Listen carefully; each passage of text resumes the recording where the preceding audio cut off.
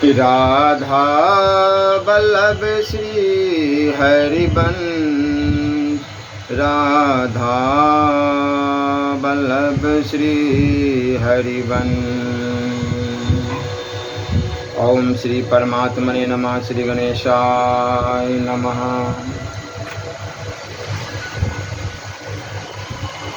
आज का प्रसंग है श्री गणेश जी और शंकर जी के विषय में। महिमा जासु जान गणराऊ, प्रथम पूजियत नाम पर भाऊ।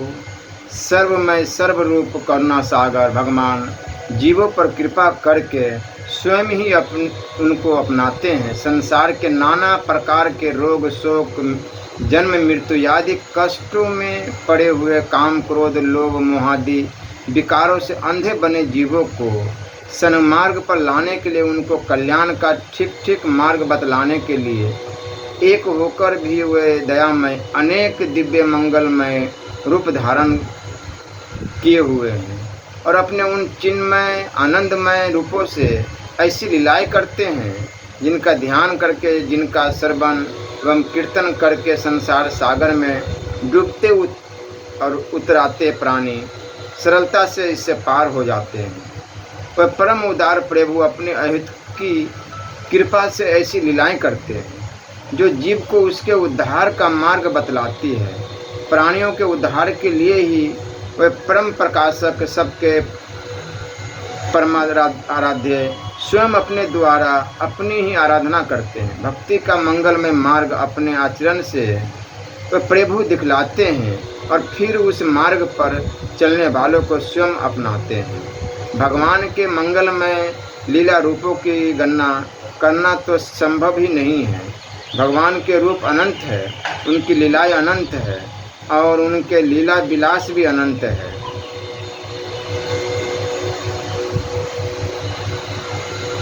भगवान के सभी रूप परस्पर विभिन्न एक तथा संपूर्ण दिव्य नित्य शक्तियों से युक्त है। भगवान के इन अनंत नित्य चिन्मय रूपों में 5 रूप हमारे सामाजिक संस्कारों में प्रमुखता से पूजित होते हैं। भगवान नारायण, भगवान शिव, भगवती महाशक्ति, भगवान सूर्य एवं भगवान गणपति। इनमें भी भगवान गणपति सभी आराधनाओं व मंगल कार्यों में प्रथम पूज्य माने जाते हैं। श्री गणेश जी के प्रथम पूज्य होने की अनेक कथाएं मिलती है। वे रुद्र गणों के अधिपति है, अतः उनकी प्रथम पूजा करने से कार्य निर्विघ्न समाप्त हो जाता है। उस कार्य में रुद्रगण कोई विघ्न उपस्थित नहीं करते। जब सृष्टि के प्रारंभ में देवताओं में प्रथम पूज्य किसे माना जाए, यह प्रश्न उठा, तब सब देवता ब्रह्मा जी के पास गए। ब्रह्मा जी ने उन्हें बताया कि जो कोई पूरी पृथ्वी की परिदक्षिणा सबसे पहले कर ले वही प्रथम पूज्य माना जाए। सब देवता अपने अपने वाहनों पर बैठकर प्रदक्षिणा के लिए चल पड़े। गणेश जी का शरीर स्थूल है, वह लंबोदर है और उनका वाहन है चूहा। देवताओं में अनेकों के वाहन पक्षी है। कुछ रथ पर, अश्व पर या हाथी पर विराजते हैं। उन सबके साथ भला गणेश जी कैसे दौड़ सकते थे? देवऋषि नारद जी की सम्मति से गणेश जी ने भूमि पर राम यह भगवान का नाम लिखा और उसी की 7 प्रदक्षिणा करके ब्रह्मा जी के पास पहुंच गए। सृष्टिकर्ता ब्रह्मा जी ने उन्हीं को प्रथम पूज्य बताया, क्योंकि राम नाम तो साक्षात श्री राम का स्वरूप है और श्री राम के तो रोम रोम में कोटि कोटि ब्रह्मांड है। श्री गणेश जी ने राम नाम की परिक्रमा करके समस्त ब्रह्मांडों की परिक्रमा कर ली थी। एक कथा ऐसी भी है कि श्री गणेश जी ने भगवान शंकर एवं पार्वती जी की ही प्रदक्षिणा की, क्योंकि माता साक्षात चितस्नु अर्थात माता साक्षात पृथ्वी रूप एवं पिता प्रजापति के रूप स्वरूप है। कल्प भेद से दोनों ही कथाएं सत्य है। श्री गणेश जी तो भगवान के ही स्वरूप है और नित्य है। उन्होंने इस प्रकार भगवत नाम की श्रेष्ठ तथा माता पिता की भक्ति का आदर्श स्थापित किया और बताया कि केवल शरीर के बल या दूसरे लौकिक साधनों से होने वाली सफलता झूठी है और उस पर विश्वास करने वाला कभी भी धोखा खा सकता है। कोई किसी प्रकार की भी सफलता चाहता हो, उसे भगवान का ही आशीर्वाद लेना चाहिए। मंगल मूर्ति गणेश जी की प्रथम पूजा सभी विघ्नों को तो दूर करती ही है, भगवान के चरणों में इस सब ओर से लगने का आदर्श भी उसमें है। गणेश जी की बड़ी विस्तृत कथाएं हैं, उनका उपनिषद है, गणेश गीता है, सभी मनन करने योग्य है।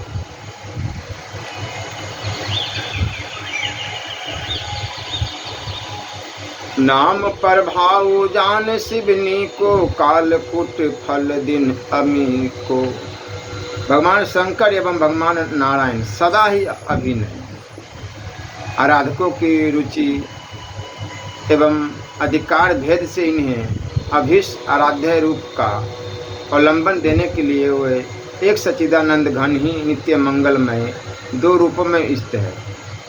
कर्पूर गौर, अहिभूषण, चम्रांबर, विभूति भूषण, गंगाधर, चंद्रशेखर, नीलकंठ, मुंडमाली, त्रिशूलधारी, वृषभवाहन, उमानाथ और नवजलधर, सुंदर, रत्नभरण भूषित, पीताम्बरधारी, श्रीवत्स वांछित, कौस्तुभकंठ, वनमाली, शंख चक्रधारी, गरुड़ वाहन, श्रीपति। ये दोनों एक ही तत्व के दो नित्य चिन्मय लीला विग्रह है। इनमें से किसी में भेद बुद्धि करने वाला किसी एक का आराधक हो तो वह अपनी भेद बुद्धि से अपने ही आराध्य का अपमान कर रहा है, यह उसे समझना चाहिए। भगवान श्री राम ने स्वयं कहा है, शिवद्रोही मम भगत कहावा, सो नर सपने हूँ मोहि न भावा। भगवान नारायण मर्यादा पुरुषोत्तम श्री राम एवं लीला पुरुषोत्तम श्री कृष्णचंद्र परम सेव है। भगवान विष्णु ने शंकर जी की पूजा में सहस्त्र कमल चढ़ाने का संकल्प किया और जब उनमें एक कमल घट गया तब अपना कमल रूपी नेत्र ही चढ़ा दिया। भगवान श्री राम ने रामेश्वर लिंग की स्थापना की। श्री कृष्णचंद्र ने भगवान शंकर की आराधना करके स्वामी कार्तिक को ही महारानी जामवंती के पुत्र सांब के रूप में पाया। इसी प्रकार भगवान शंकर परम वैष्णव है। दरासत भगवताचार्यों में शंकर जी प्रमुख है। उन भोले बाबा को निरंतर राम नाम जप तथा भगवान श्री हरि के चिंतन के अतिरिक्त और कोई काम नहीं है। अपने अभिमुक्त धाम काशीपुरी में मरने वाले प्रत्येक प्राणी को राम इस तारक मंत्र का उपदेश मृत्यु क्षण में करके शंकर जी उसे मुक्त कर दिया करते हैं।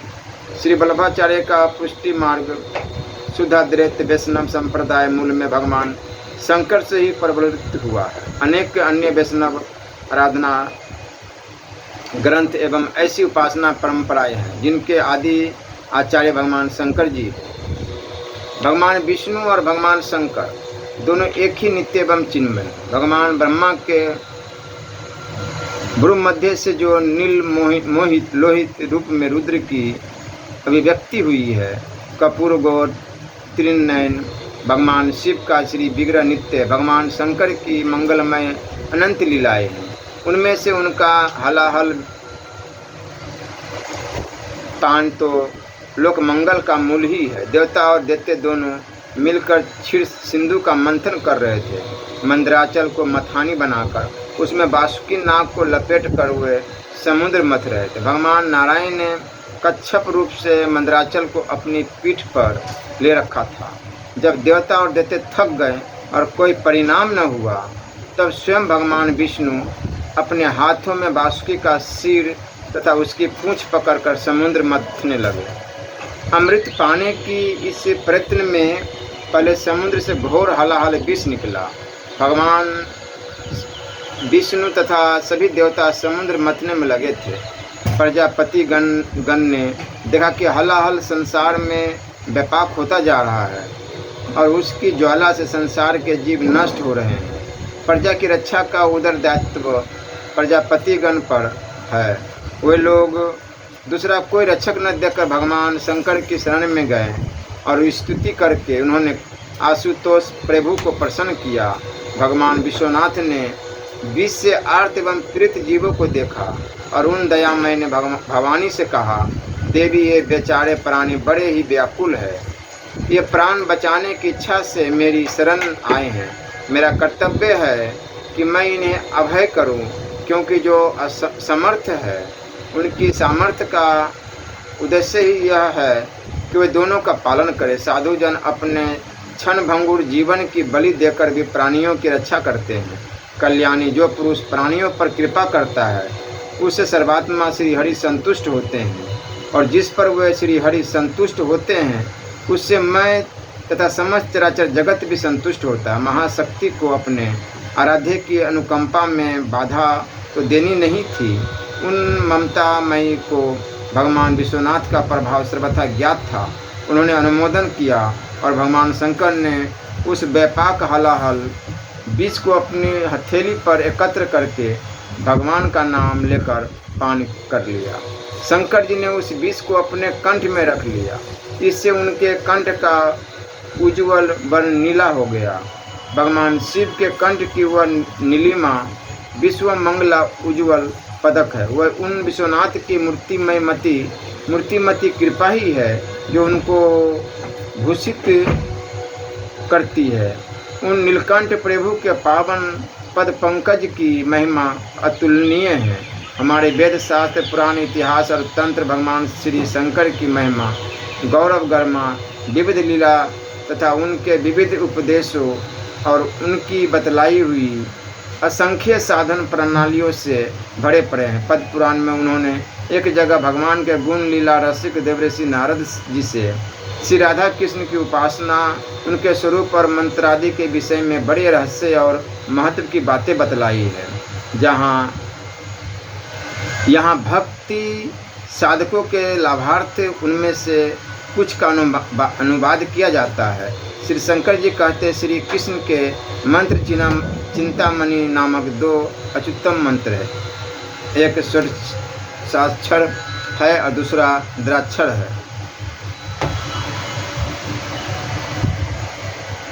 गोपी जन बल्लभ चरणान शरणम प्रपदे, नमो गोपी जन बल्लभ भव्या भयम। गोपी जन बल्लभ चरणान शरणम प्रपद्ये, नमो गोपी जन बल्लभ भयम। इन मंत्रों के अधिकारी सभी वर्णों के, सभी आश्रमों के और सभी जातियों के कोई स्त्री पुरुष है जिनकी सर्वेश्वर भगवान श्री कृष्ण भक्ति है। भक्ति भरवदेशा कृष्ण सर्वेश्वरे, श्री कृष्ण भक्ति से रहित यज्ञदानशील तांत्रिक सत्यवादी वेद वेदांग प्राग कुलीन तपस्वी व्रती और ब्रह्मनिष्ठ कोई भी इनके अधिकारी नहीं। इसलिए ये मंत्र श्री कृष्ण के अभक्त कीर्तधन दुर्भिमानी और श्रद्धा रहित मनुष्य को नहीं बतलाने चाहिए। दंभ लोभ काम क्रोधादि से रहित श्री कृष्ण के अनन्य भक्त को ही हिम्मत देने चाहिए। इनका यथाविधि न्याय करके श्री कृष्ण की पूजा करना पड़ता है, करनी चाहिए। सुंदर वृंदावन में कल्प वृक्ष के नीचे सुरमय रत्न सिंहासन पर भगवान श्री कृष्ण श्री प्रिया जी के साथ विराजमान है। श्री कृष्ण का वर्ण नव जलधर के समान नीलश्याम पीताम्बर धारण किए हुए द्विभुज है। विविध रत्नों की और पुष्पों की मालाओं से विभूषित है। मुखमंडल करोड़ों चंद्रमाओं से भी सुंदर है। तिरछे नेत्र, ललाट पर मंडलाकृति तिलक है जो चारों ओर चंदन से और बीच में कुकुम बिंदु से बनाए हुए हैं। कानों में सुंदर कुंडल शोभायमान है। उन्नत नासिका के अग्रभाग में मोती लटक रहा है। पके बिंब फल के समान अरुण वर्ण अधर है जो दांतों की प्रभा से चमक रहे हैं। भुजाओं में रत्नमय कड़े हैं और बाजू बंद है और अंगुलियों में रत्नों की अंगूठियां शोभा पा रही है। बाएं हाथ में मुरली और दाहिने में कमल लिए हुए हैं। कमर में मनोहर रत्नमय करधनी है। चरणों में नुपुर सुशोभित है। बड़ी ही मनोहर अलकावली है। मस्तक पर मयूर पीछ शोभा पा रहा है। सिर में कनेर के पुष्पों के आभूषण हैं। भगवान के देह कांति नवोदित कोटि कोटि दिवाकरों के सदृश स्निग्ध ज्योतिर्मय हैं। उनके दर्पणोपम कपोल स्वेद कर्णों से सुशोभित चंचल नेत्र श्री राधिका जी की ओर लगे हुए हैं। वाम भाग में श्री राधिका जी विराजिता है। तपे हुए सोने के समान उनकी देह प्रभा है। नील वस्त्र धारण किए मंद मंद मुस्कुरा रही है। चंचल नेत्र युगल स्वामी के मुख चंद्र की ओर लगे हुए हैं और चकोरी की भांति उनके द्वारा वह श्याम मुख चंद्र सुधा का पान कर रही है। अंगूठ और तर्जनी उंगलियों के द्वारा वह प्रियतम के मुख कमल में पान दे रही है। उनके गले में दिव्य रत्नों के और मुक्ताओं के हार छीन कटी करधनी से सुशोभित है। चरणों में नुपुर करे और चरण अंगुलियों में अंगुलिये आदि शोभा पा रहे हैं। अनेक प्रत्येक अंग प्रत्यंग से लावण्य छिटक रहा है। उनके चारों ओर तथा आगे पीछे यथास्थान खड़ी हुई सखियां विविध प्रकार से सेवा कर रही। श्री राधिका कृष्णमय है। वह श्री कृष्ण की आनंद रूपिणी हलादनी शक्ति है। त्रिगुणमय दुर्गा यादि शक्तियाँ उनकी करोड़वी कला के करोड़वे अंश से के समान है। सब कुछ वस्तु श्री राधा कृष्ण से ही भरा पड़ा है। उनके सिवा और कुछ भी नहीं है। यह जड़ चेतन अखिल जगत श्री राधा कृष्णमय है। परंतु चलन छन सर्वे राधा कृष्णमय जगत, परंतु वो इतने ही नहीं है। अनंत अखिल ब्रह्मांड से परे हैं, सबसे परे हैं, सबके अधिष्ठान हैं, सब में है और सबसे सर्वथा विलक्षण है। यह श्री कृष्ण का किंचित ऐश्वर्य है। बहुत दिनों से विदेश गए हुए पति की परायणा पत्नी जैसे एकमात्र अपने पति में ही अनुरागनी होकर एकमात्र पति का ही संग चाहती हुई दिन भाव से सदा सर्वदा उस स्वामी के गुणों का चिंतन गान और श्रवण किया करती है। वैसे ही श्री कृष्ण में आसक्ति चित होकर साधक को श्री कृष्ण के गुण लीलादि का चिंतन गायन और श्रवण करते हुए ही समय बिताना चाहिए। और ये हमेशा हर समय हर श्वास में राधा राधा राधा राधा राधा राधा राधा राधा या राधा कृष्ण राधे कृष्ण का जाप अवश्य करनी चाहिए। बहुत लंबे समय के बाद भी पति के घर आने पर जैसे पतिव्रता स्त्री अनन्य प्रेम के साथ तदगतचित होकर पति की सेवा, उसका आलिंगन आदि तथा नयनों के द्वारा उसके रूप सुधा रस का पान करती है, वैसे ही साधक को उपासना के समय शरीर मन वाणी से परमानंद के साथ श्री हरि की सेवा करनी चाहिए। एकमात्र श्री कृष्ण के शरणापन्न होना चाहिए और वह भी श्री कृष्ण के लिए ही, दूसरा कोई भी प्रयोजन न रहे। अन्य मन से श्री कृष्ण की सेवा करनी चाहिए। श्री कृष्ण के सिवा न किसी की पूजा करनी चाहिए और न किसी की निंदा, किसी का जूठा नहीं खाना चाहिए और न किसी का पहना हुआ वस्त्र ही पहनना चाहिए। भगवान की निंदा करने वालों से न तो बात ही करनी चाहिए और न भगवान और भक्तों की निंदा सुननी ही चाहिए। जीवन भर चातकी वृत्ति से अर्थ समझते हुए युगल मंत्र की उपासना करनी चाहिए। चातक जैसे सरोवर, नदी और समुद्र आदि सहज ही मिले हुए जलाशय को छोड़कर एकमात्र मेघ जल की आशा से प्यास से तड़पता है हुआ जीवन बिताता है। प्राण चाहे चले जाए पर मेघ के सिवा किसी दूसरे से जल की प्रार्थना नहीं करता।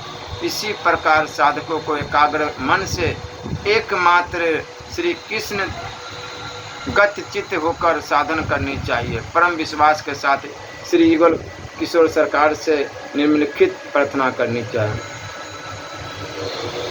संसार सागर नाथो पुत्र मित्र गृहाकुलात् गुप्त तारो में युवामेवं प्रपन भय भंजनी गुप्त तारो ओयम ममास्ति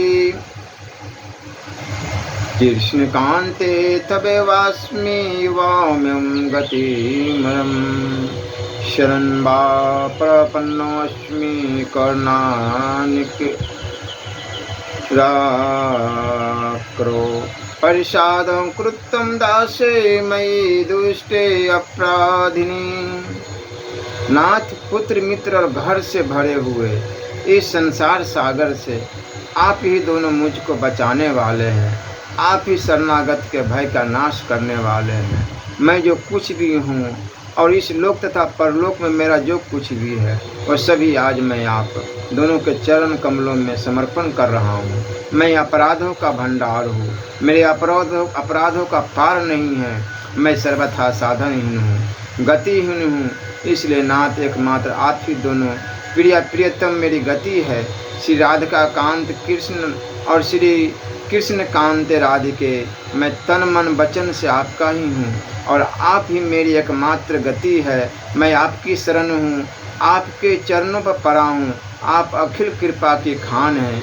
कृपा पूर्वक मुझ पर दया कीजिए और मुझ दुष्ट अपराधी को अपना दास बना लीजिए। जो भगवान श्री कृष्ण राधा कृष्ण की सेवा का अधिकार बहुत शीघ्र प्राप्त करना चाहते हैं, उन साधकों को भगवान के चरण कमलों में स्थित होकर इस प्रार्थना में मंत्र का नित्य जाप करना चाहिए।